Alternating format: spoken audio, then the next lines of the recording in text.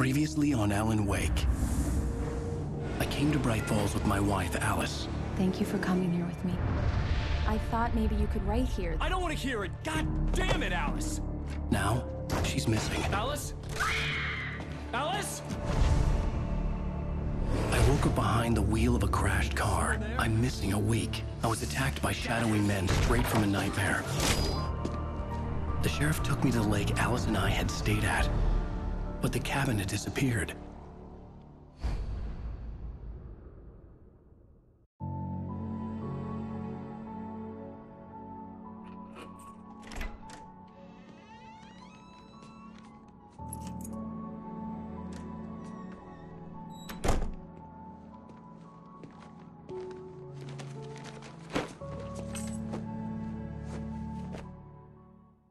Honey, I'm home. Back here, sweetie. How was it? We have two of these New York flashback scenes in the game, and actually we almost cut them out. And I'm very glad that we were able to keep them in because they are very important to the story that we're telling here. These are the days when the Wakes were actually happy. And we spent so much of the game in danger and in darkness, running around with guns blazing. And also, when we see Wake and Alice together, most of the time they're arguing or at least not being very happy. But these are the days when they were both very, very happy together, and these are the days they long for. In the second flashback sequence, towards the end of the game, you can see the cracks there. They aren't really doing very well anymore. But right now, this one, it was good.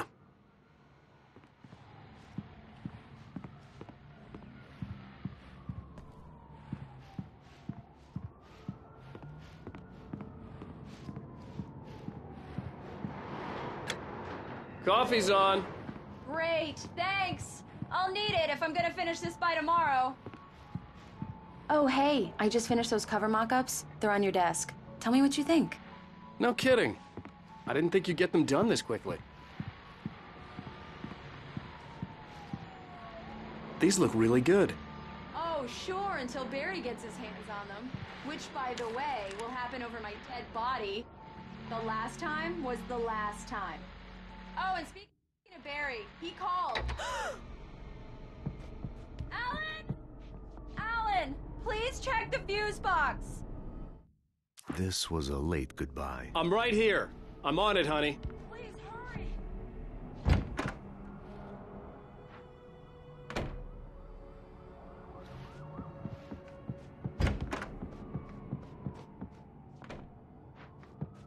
I really don't like this, Alan. Honey, it's a power outage. I've got the flashlight. Okay. Hi. You okay? I'm sorry. It just really spooked me. Don't worry. We'll just break out the candles. I know it's stupid, but it's just... especially when I'm not prepared for it, It gets to me. I love you. Tell me a story, writer. Okay. I used to have these nightmares when I was a kid. The dark really spooked me, too. When it got really bad, my mom gave me this old light switch. She called it the clicker. The clicker, huh? Yeah. If I ever got scared of the dark, I could just flip the switch and a magic light would scare the monsters away. Oh, sure. Here it is. Alan. Maybe it'll help you, too.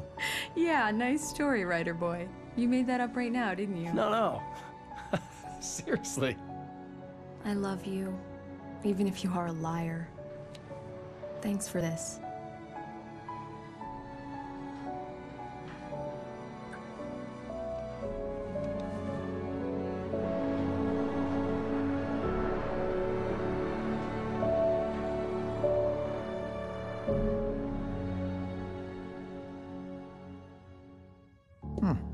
How do you feel, Mr. Wake? Any nausea, disorientation, anything like that? Mr. Wake, how are you feeling? I'm okay. My head's fine. I had to lie about my headache and memory loss. He'd send me to a hospital for tests. I couldn't leave without Alice. Very well. I don't think you have a concussion, but you've obviously been through quite a shock. You should take it easy for a couple of days. Thanks. Well then, Mr. Wake, we're done here. If the pain gets any worse or you experience any other symptoms, you should come see me. I'll let you get on with it then. Sarah, Sheriff Breaker, is waiting for you. She's very good at her job, I'm sure. Come in, Mr. Wake. Your phone's on the desk. The battery was dead. It's charged now. Have you started looking for my wife yet? My men are already on it. Now, can you tell me what happened? I'm not sure. I can't remember. We were arguing. I walked out of the cabin. The cabin on Cauldron Lake? How did you end up at Stucky's gas station? I wanted to tell her what had happened last night, but I couldn't. She'd lock me up. Excuse me. I need to take this. Hello? Alice, please help me. Alice? Stop talking to the law. You'll do exactly what I say if you ever want to see your wife again. Who is this? Go to the back lot. There's a hole in the fence on the left. Look inside the junker. I left a little something there to convince you we're all on the same page here. After you ditch the cops, you're gonna meet me in Elderwood National Park. There's a spot called Lover's Peak. Midnight. Don't do nothing stupid, pal. We're watching you. I need to get some air. The sheriff said I could go out there. In many small towns, life is peaceful and not that much happens that really requires police intervention. Such is the case with Bright Falls also. And the sheriff station is really a friendly, almost cozy place. Indeed, the jail cells are more often used to sober people up than holding anyone for a longer period of time. Hey, you! Can you help me? Can you turn the lights on? The early morning light hurt my eyes and made my head ache. The man on the phone had said, go through the fence on the left.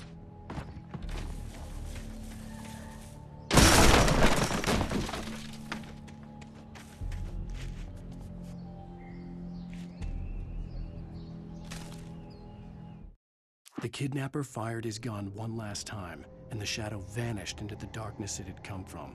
See? Nothing to it, Wake. The thought of Alice in his hands was revolting. We stood on the wooden platform of Lover's Peak, the waterfall on the mountain behind us, the lights of the radio mast blinking red in the heights above. I fought with the urge to take a swing, force myself to speak. Let's cut the act now. Where's my wife?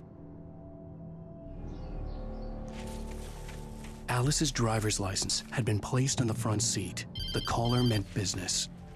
Barry? Ow! Ow! Thank God! Where the hell have you been? I've been trying to reach you for a week, you and Alice. I've been worried sick. I flew out yesterday. I'm here in Bright Falls. Barry, listen to me. I'm at the sheriff's station. Come and get me. I can't talk now. Al, what the hell is going on? I had to get the sheriff to let me go. I needed to get to Elderwood National Park to meet Alice's kidnappers.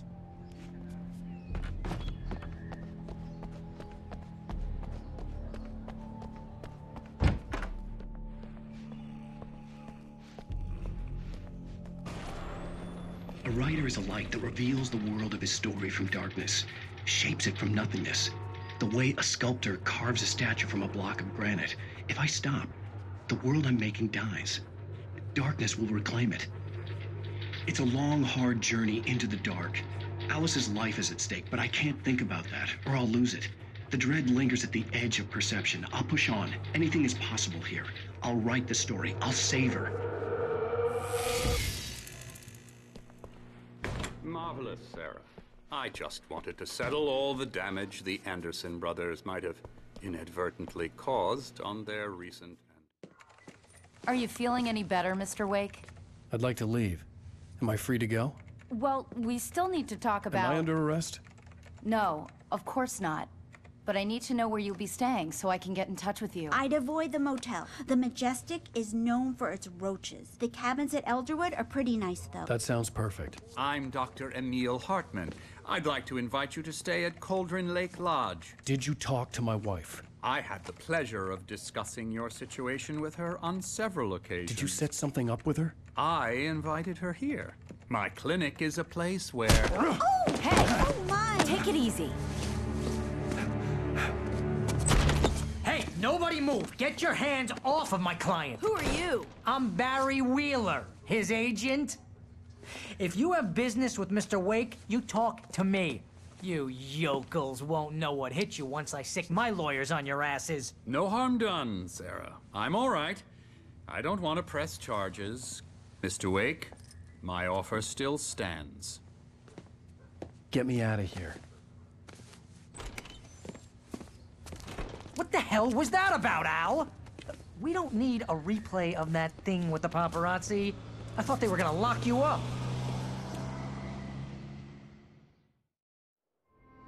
I had to talk to someone. I told Barry everything. He thought I was certifiable, but when he heard about the manuscript, I had him. The fact that I'd written something, even if I couldn't remember it, was enough for him. He smelled money. And he believed that Alice had been kidnapped. Anything beyond that was another story. I had a midnight appointment with the kidnapper in a place called Lover's Peak, somewhere in Elderwood National Park. The plan was to rent a cabin. I don't like it, Al. I don't like any of it. It's not good. In fact, it's the absolute opposite of good. Mr. Wake! Barry, you found him. Hi, Rose. Oh, wow. I was just thinking about you, too. Great. I was just bringing Rusty some coffee. He's on the balcony, looking after Max. Poor thing. I really need to go. Great to see you again, Mr. Wake. Later! Who's Max? What an airhead. Jeez, Mr. Takes a swing at everybody. The visitor center is the hub of Elderwood National Park area. It's a place where you can get information about the local wildlife, directions if you are going out hiking in the forest, or keys if you are renting one of the cabins in the area. It also has a nice cafeteria, which looks out into the forest. It's a bright and beautiful place to stop for a while and have a cup of coffee, but it's also filled with lots of stuffed animals and mammoth skeletons and so forth, so it's not really a place that you'd want to visit at nighttime, which is what you will be doing. Seriously, Al, what you were saying in the car, just listen to yourself. What, you shot a guy? Wait here. Body just disappeared? Easy there, boy. I'm almost done. Hey, Rusty, right? You rent cabins. Oh, Mr. Wake. I'd shake your hand, but mine are kind of full here. Actually, I'm sorry about this. Would you mind grabbing the registration form from the desk? It's just across from Bucktooth Charlie. Okay, sure. What happened? When was the last time you slept? What, are you high? Have you been drinking? No! Look, Barry, I'm missing a week, and someone's got Alice, and everything's just... Do you understand what it sounds like when you say stuff like that? Don't get me wrong, it's a good story, could be a bestseller. Wait here. Confusing fiction with reality? You're buying yourself a ticket to the funny farm. I think this is the form you wanted. And here are the keys. Okay, you're all set, Mr. Wake. Glad to have you staying here. Thanks. Can you tell me how to get to Lover's Peak? Seriously, Al, you can't just go and meet a kidnapper. Those situations always end up in disaster. You gotta talk to the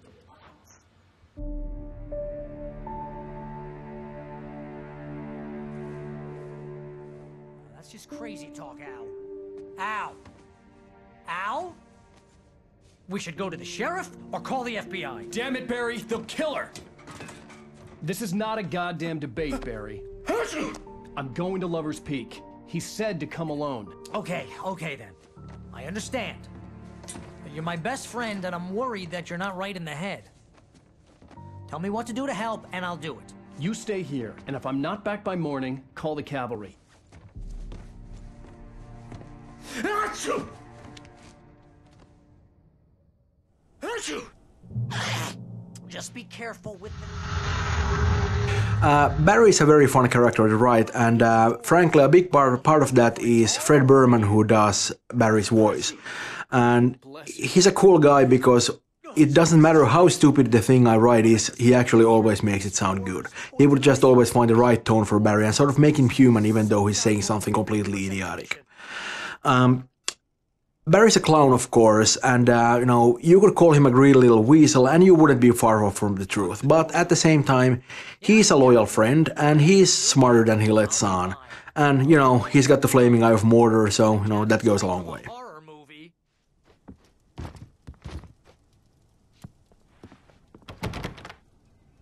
Real funny, Al. Real funny. Ha ha! Thank you. I'll just sit here in the dark till you come. Or until I hold down the fort. I'll be with you in spirit.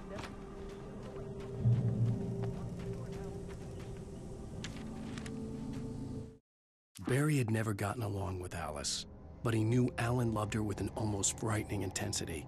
And now something had happened to Alice. And here was Al armed with a gun and saying things people got put in padded cells for. It was as if his friend had experienced a massive psychotic episode and was now totally disconnected from reality. It scared the shit out of Barry.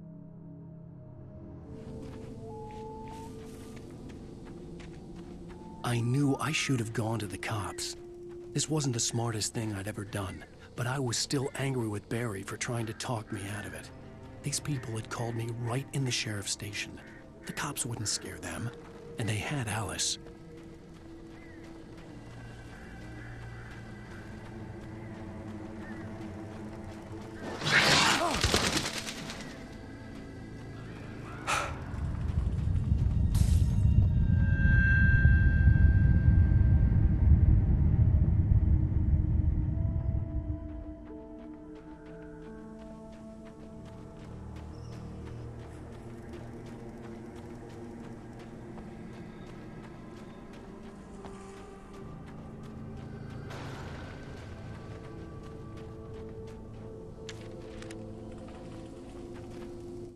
The air in the visitor center was heavy with an awful smell, as if some rotten drowned thing had crawled up from its grave.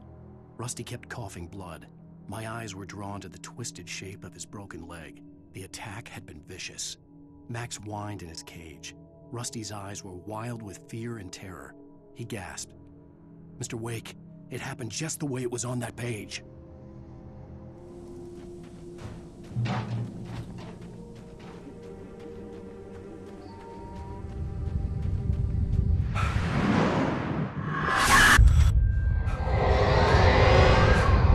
Vision left me weak. This was no head injury.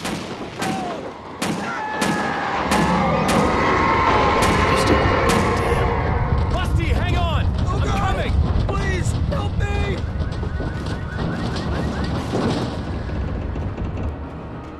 Anybody? Help me! Help me! Can you hear me? Anyone! Please, Hello? help! Back here. I'm back here. Hey. Mr. Wake? Oh, hell. It happened just the way it was on that page. I found. Came true. It knew. So dark. It'll come back for me. You must... The lights. In the office. I have the key. Okay, Rusty. Hang on. I'll be right back. Whatever did this couldn't be far. Rusty had found a page from the manuscript. It would help me understand what had happened.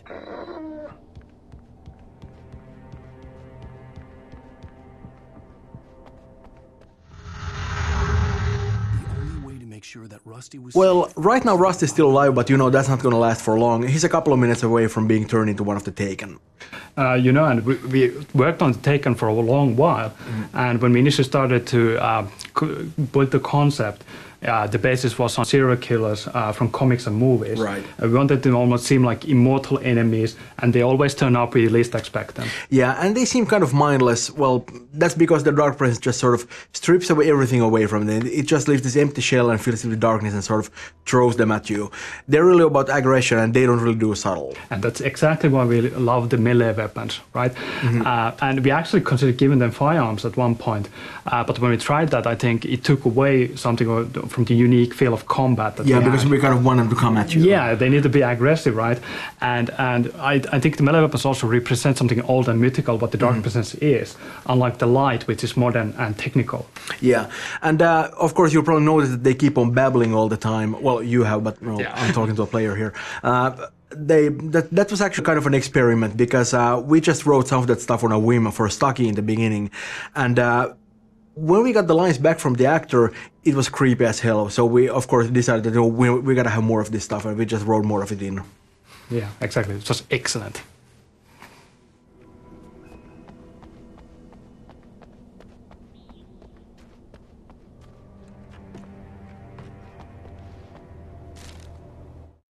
The visitor center was sturdy, but the impact turned the front of the building into splinters. Rusty was thrown across the lobby like a rag doll and hit the far wall hard. It didn't hurt until he tried to move and saw his leg bend the wrong way, felt the broken ribs stabbing him on the inside. Rusty howled in pain and fear, suddenly afraid to die alone.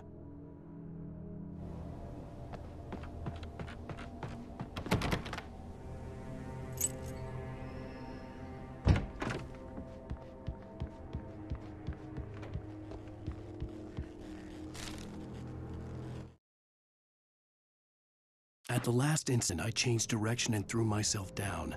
The axe splintered the trunk of a tree. I stumbled into the pool of bright light. My lungs burned. I was too exhausted to move. I tensed as I waited for the killing blow, but it never came. I raised my head. Nothing moved in the darkness beyond. For the moment, bathed in the cold light, I was safe.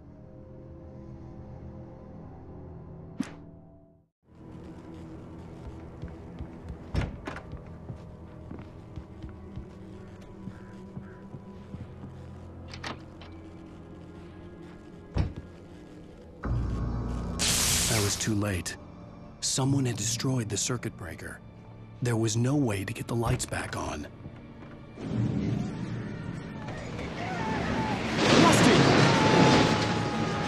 Rusty!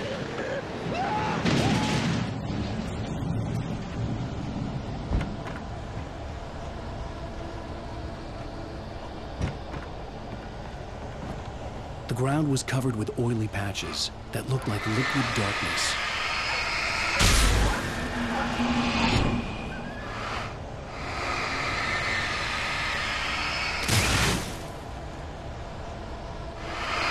Hunters need hunting licenses.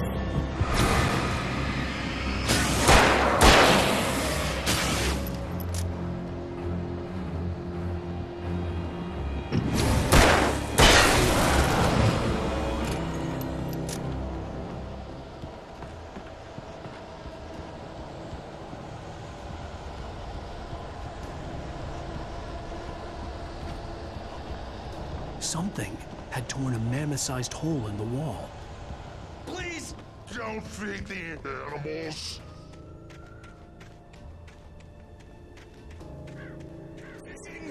Is only for those prisoners who purchase a park fishing license. Obey the park ranger's instructions at all times.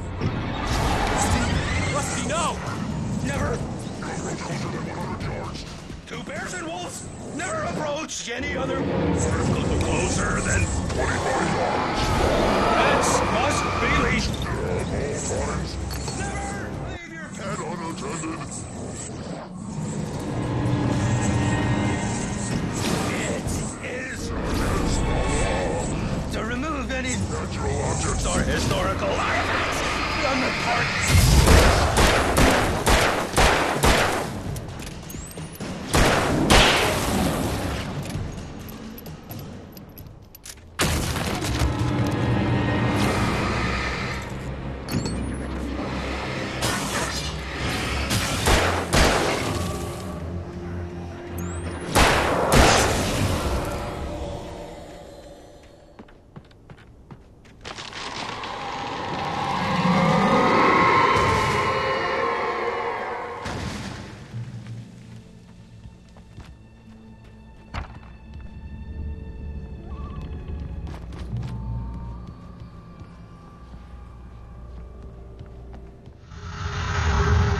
The Elderwood National Park sits in the middle of the dark and majestic Elderwood Forest. It's a place that features bare sun-bathed mountainsides and tall redwood forests and temperate rainforests and marshlands. Despite some hiking trails and friendly signs, it's nevertheless a wild place like nature is, and you shouldn't venture out too far into it after dusk. This place is inspired by the many beautiful nature preservation parks that are a staple of Pacific Northwest. And as we do like to throw the player out into the forest a lot at night time, this location really is in the essence of our gameplay.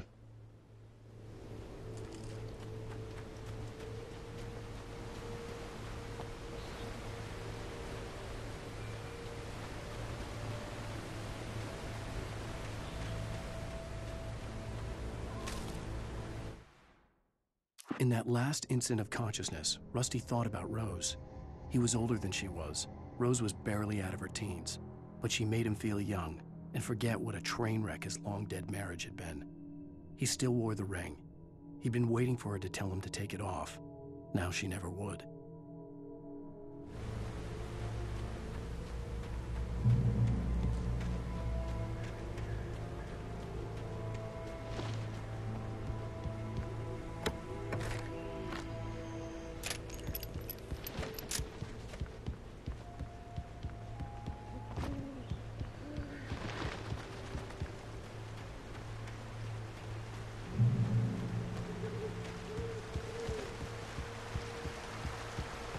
Lover's Peak was at the far end of the nature trail.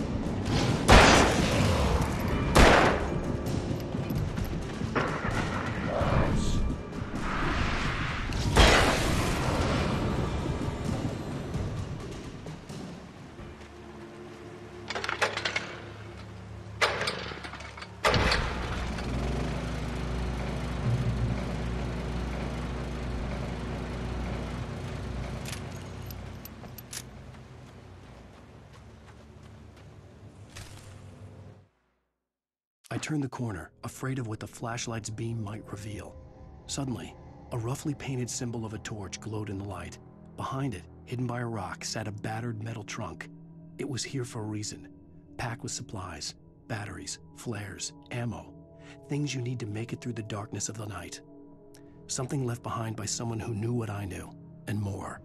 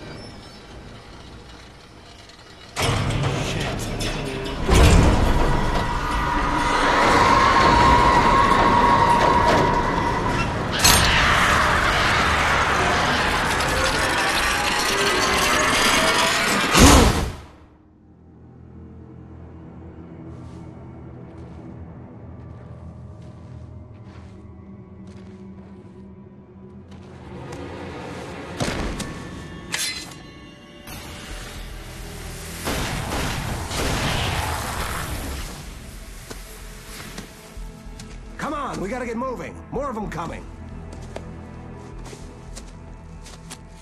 That flashlight's kid stuff. The flares will keep the bastards away.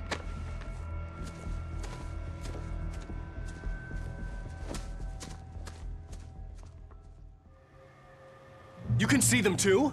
Hell, of course I see them. Come on, we gotta move. Why? Because that's the way the story goes. Yeah, but... Let's move! I lost my gun back there. Oh, I've got a gun. Just keep that light steady on him. It took a moment. I love this scene. This is where we show the handheld flare for the first time. It's a really effective defensive weapon. It pushes the closest enemies away, drains their shields, and actually makes them retreat. It's really useful when many enemies are attacking you at the same time and you're really in trouble. We also have a twist in the gameplay here. We actually take away your gun, and you need to rely on a mod to be able to survive. You need to use the flashlight to keep the enemies away and stay close to mod.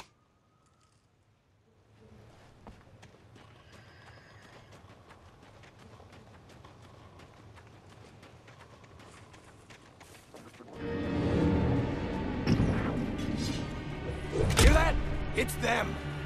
That's what I got for you. Ah!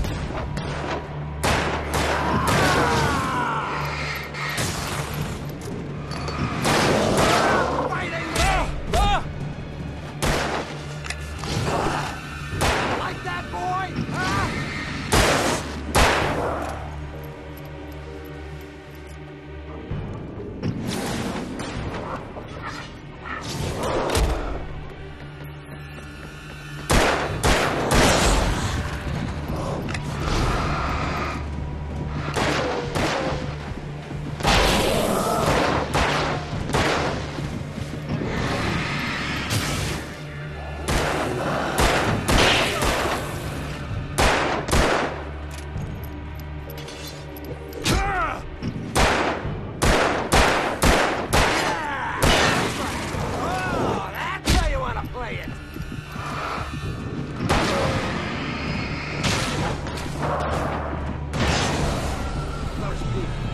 Stairs, Wake.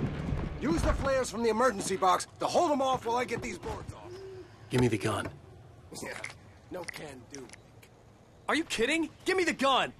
No time for back talk.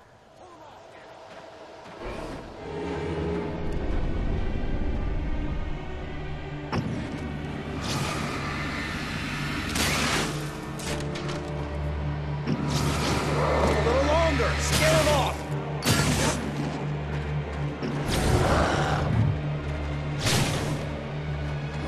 Get some light on those bastards. That'll keep them off us.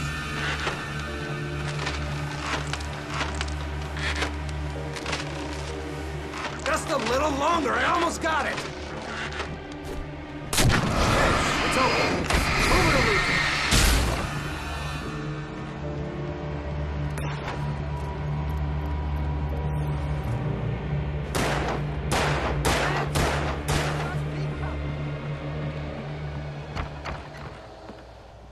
Better get ready. They'll be on us soon.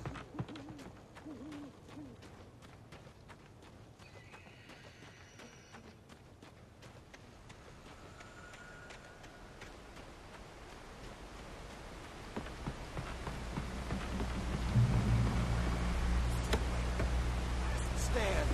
There's more flares here. Get ready. We fight them as long as they keep coming. Give me the goddamn gun! They're coming!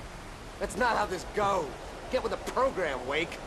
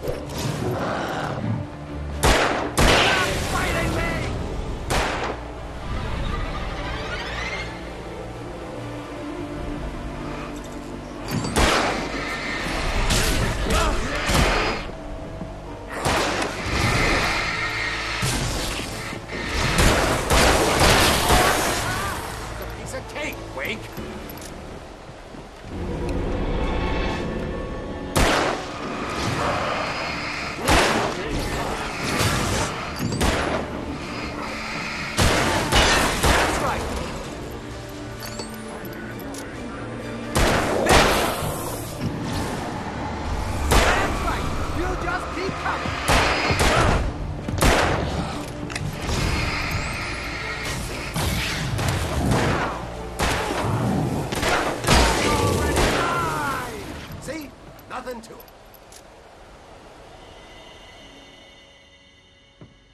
Let's cut the act now. Where's my wife? I knew you were gonna say that. I read it all before. You're a hell of a writer. Congratulations. You're gonna bring about something glorious and terrible once we get you some proper editorial control.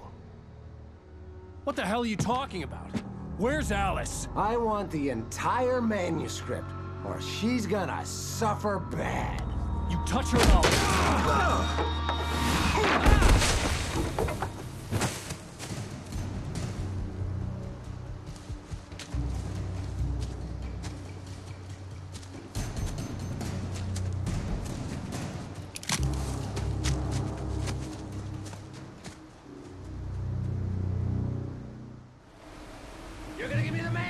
doctor. You'll be sorry. No! Come back here! I swear I'll kill you if you hurt Alice! Do you hear me? Come back here! I turned the corner, afraid of what the flashlight's beam might reveal. Suddenly, a roughly painted symbol of a torch glowed in the light. Behind it, hidden by a rock, sat a battered metal trunk. It was here for a reason, packed with supplies, batteries, flares, ammo, things you need to make it through the darkness of the night. Something left behind by someone who knew what I knew, and more. He had Alice, and he wanted the manuscript because he thought it held some magical power, but I had no manuscript to give him. I had to get back to Barry and figure out my next move.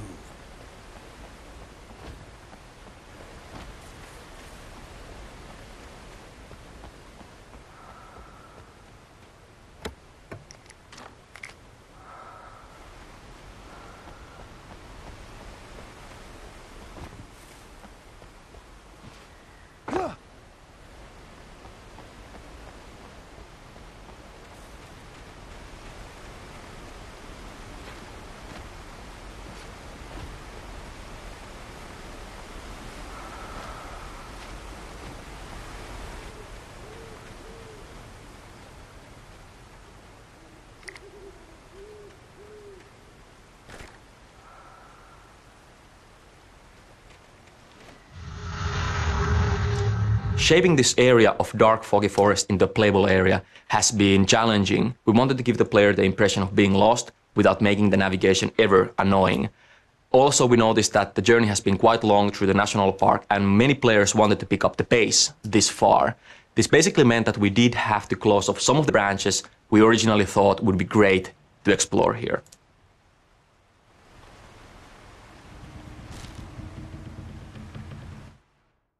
On more than one occasion, Alice had tried to explain to me how it felt to be afraid of the dark. To her, darkness wasn't simply the absence of light, but something more tangible than that. It was something you could touch and feel. Worse than that, it was something with a mind of its own, something malicious and malign. For her, things changed when they were wrapped in darkness. They turned into something else, something foreign, and nothing was safe or innocent anymore. I'd never really understood what she meant, until now.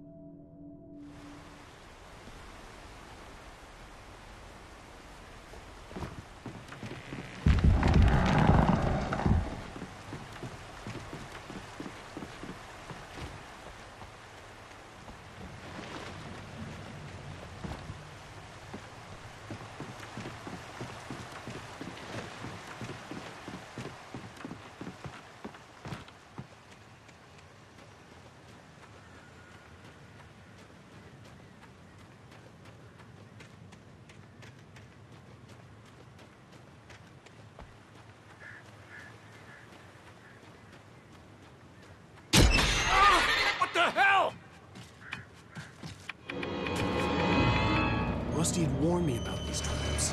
It hurt like hell. I was stuck.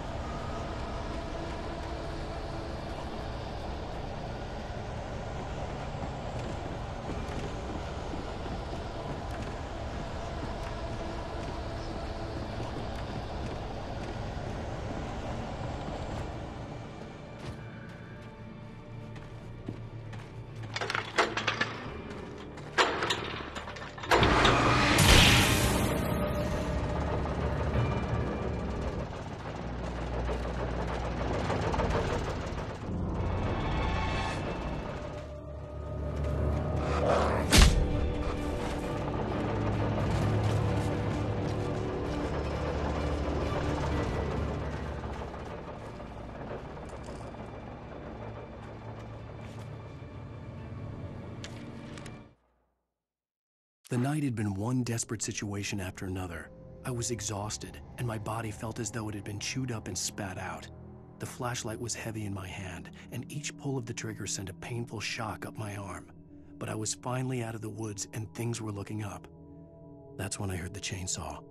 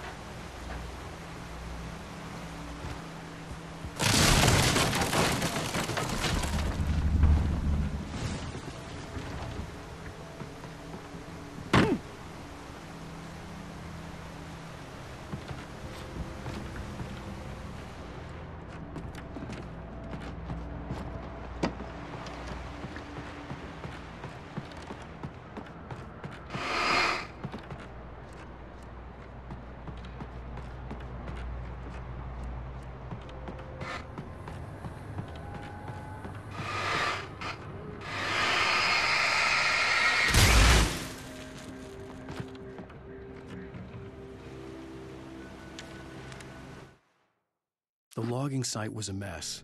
The modular office had been pushed off the cliff. Deputy Thornton climbed up from the wreckage excited, breathing hard from the exertion. Nobody there. It's weird. Don't you think that's weird?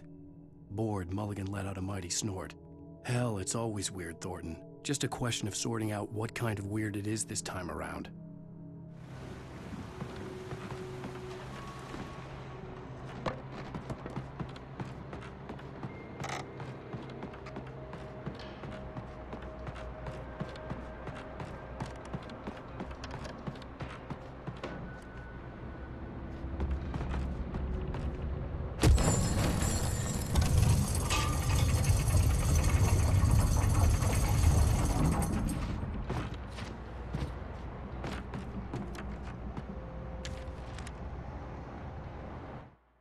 When Barry saw the darkness attack the visitor center, it made him a believer. The men Al said he'd shot, they hadn't been just locals on crank. Somehow the world had changed, like the channel had been switched without warning. You think you're watching a sitcom, and you're really watching a horror show. When the birds started attacking the cabin, Barry wasn't surprised, just terrified.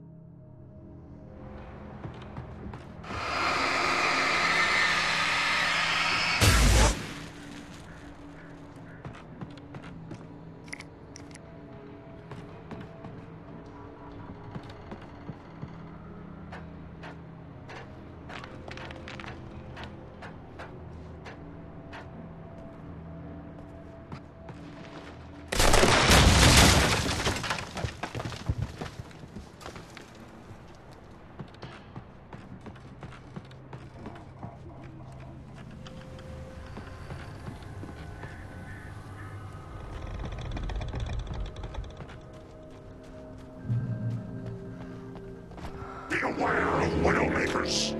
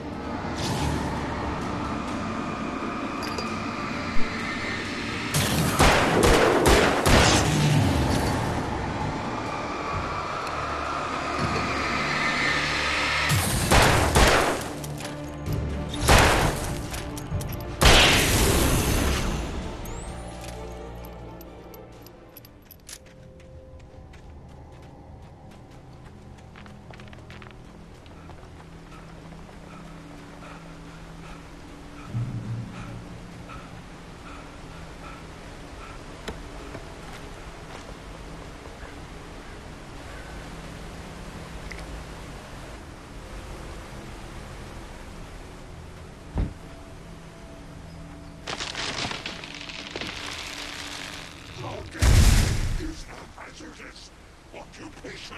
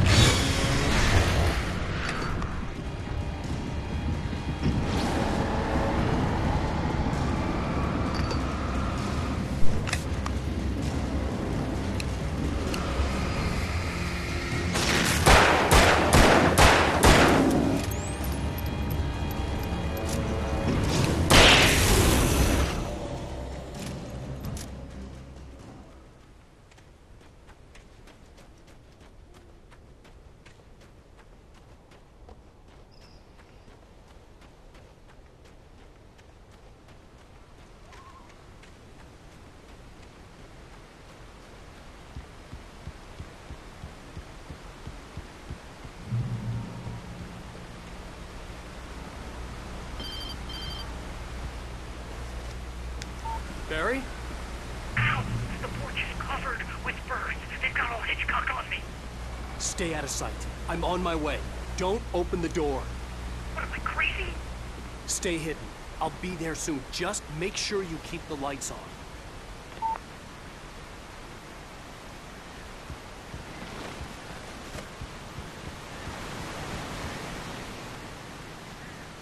I still had to reach Barry at the cabin, but at least I was out of the woods.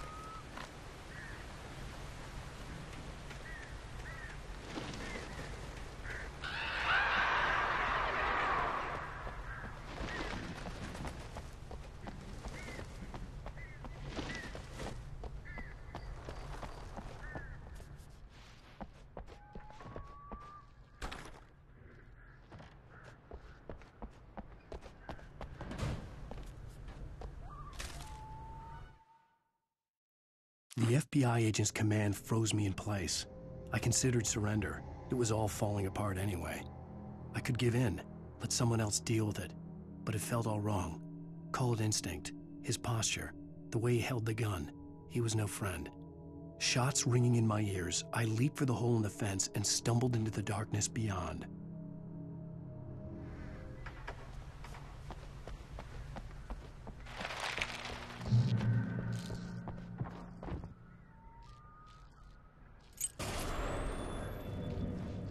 A story is not a machine that does what you tell it. A story is a beast with a life of its own. You can create it, shape it, but as the story grows, it starts wanting things of its own. Change one thing and you set off a chain reaction of events that spreads through the whole thing. The characters have to be true to themselves. The events need to follow a logic that fits the story. A single flaw and the magic is gone. The story dies. Alice dies. You can harm and yourself.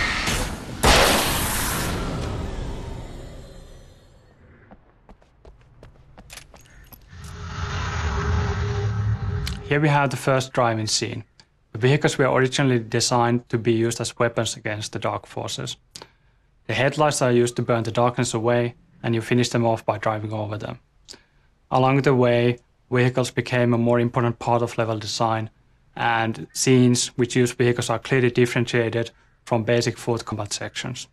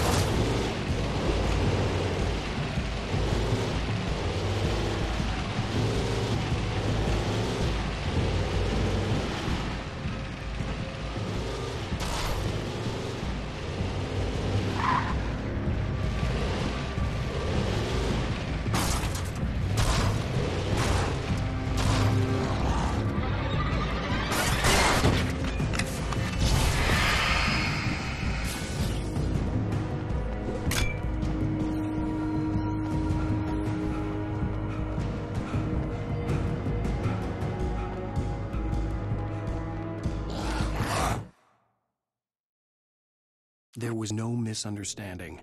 Cauldron Lake was where Alice and I had stayed. But there was no cabin, and no island. I was missing a week. What had happened to me? What had happened to Alice? I had to get her back. I couldn't face life without her.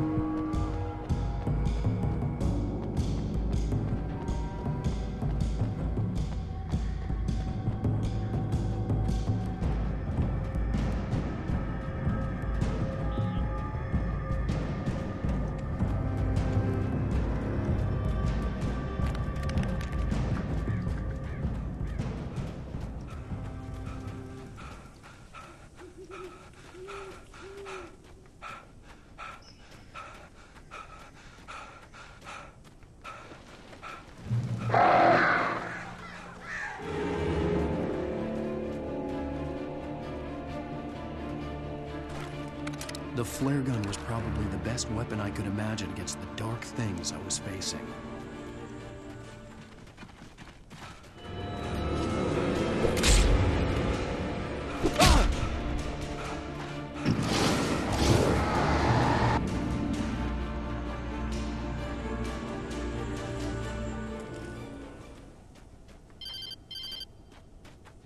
It was the kidnapper. You son of a bitch! Where's my wife? Enough horseplay, Wake. You deliver the manuscript, and you can have your woman back. Simple as that. I don't... Listen. I'm gonna need time to finish it. I still need to write the ending. I need a week. It's not done? I need a week. 2 days. The old Bright Falls coal mine is nearby. You can find it easy, city boy. The main building, there at noon. You bring the manuscript, you'll get your wife. If not, well, get me? Yes, I get you.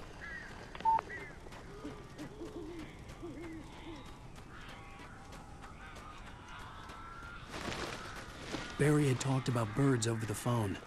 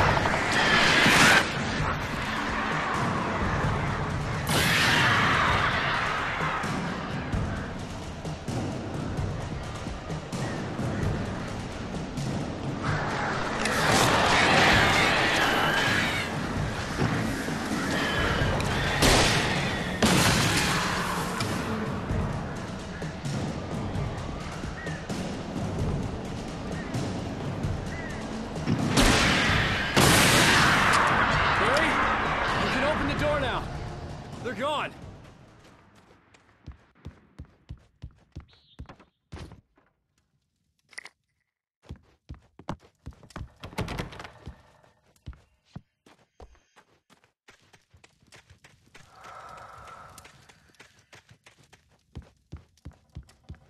Hey, Al. I'm sorry for thinking you were having a psychotic episode, man.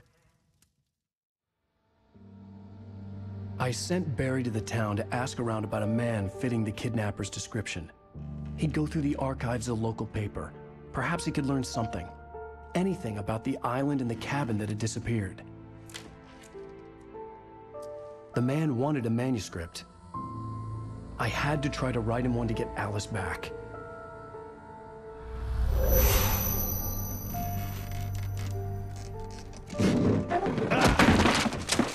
For me, the supernatural had always been nothing but a metaphor for the human psyche, a tool to use in writing fiction. Now, it was happening for real.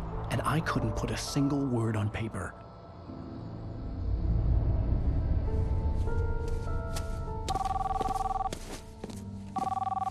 Barry Wheeler speaking. This is Rose. Rose? I found Mr. Wake's pages. Oh, you sweet, brilliant girl. Could you and Mr. Wake come get them? I live in the trailer park outside the town. We'll be there in less than an hour. Bye now. See you soon. Have a great day. Hope you come back soon. Welcome to the Oh Dear Diner. Good girl.